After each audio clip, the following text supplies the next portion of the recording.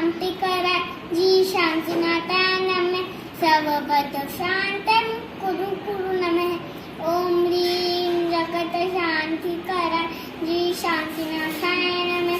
सर्वपद शांतं कुरु कुरु नमः ओम ह्रीं जगत शांति कराय जी शांतिनाथाय नमः सर्वपद शांतं कुरु कुरु नमः ओम ह्रीं जगत शांति कराय जी शांतिनाथाय नमः